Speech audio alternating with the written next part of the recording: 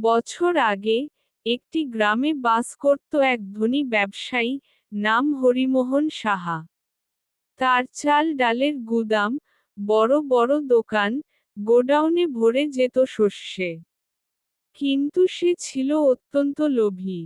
কখনো কারো সাহায্য করত না, দাম বাড়িয়ে জিনিস বিক্রি করত, আর গরিবদের ঠকিয়ে আরো ধনী হতে চাইত।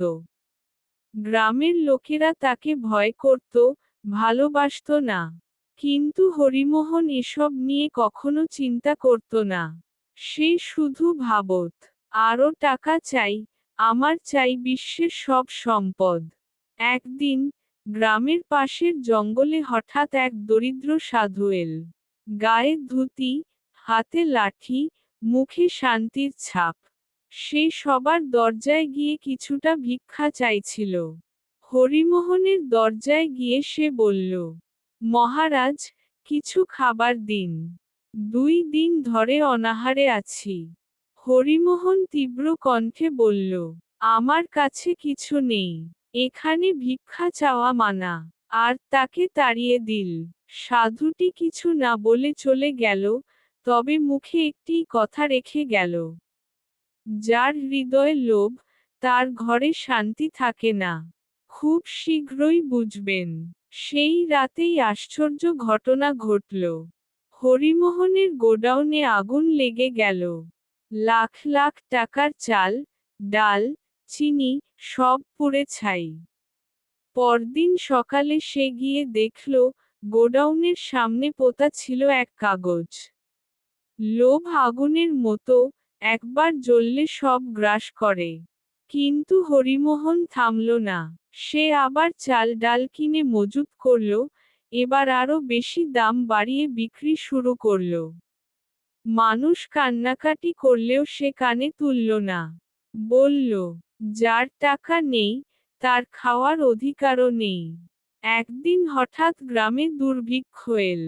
নদী শুকিয়ে গেল, মাঠে ফসল হলো না। সবাই চেয়ে রইল হরিমোহনের দিকে, সে যদি সাহায্য করে।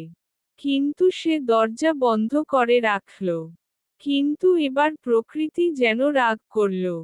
এক রাতে প্রচণ্ড ঝড় ও বৃষ্টিতে তার বাড়ির চাল ভেঙে পড়ল, সমস্ত শস্য জলে ভেসে গেল।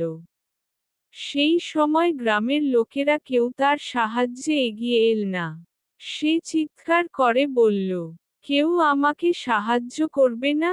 আমি তো ধনী মানুষ। তখন এক বৃদ্ধ বলল, আপনি ধনী ছিলেন, কিন্তু হৃদয় ছিল গরিব। আমাদের কষ্টে আপনি মুখ ফিরিয়েছিলেন, এখন প্রকৃতি মুখ ফিরিয়েছে আপনার থেকে।